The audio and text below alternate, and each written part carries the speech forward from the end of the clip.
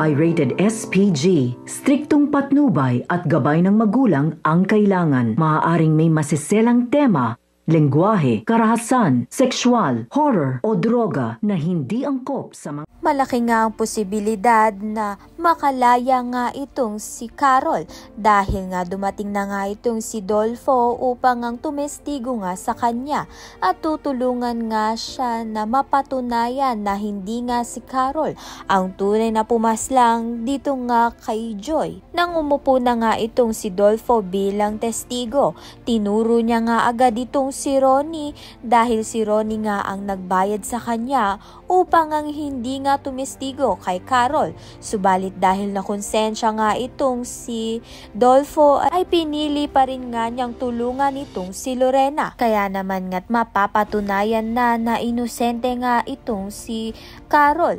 Sa kabilang banda naman nga tuluyan na ngang nakaalis ng bansa itong si Amber at si Leah. Subalit naging miserable naman nga ang buhay nito ni Wilfred. Kaya naman nga't nang mabalitaan nga ni Amber na nagkakagulo nga itong si Wilfred ay pipiliin nga niya munang umuwi ng Pilipinas at iwan nga itong si Leah sa ibang bansa.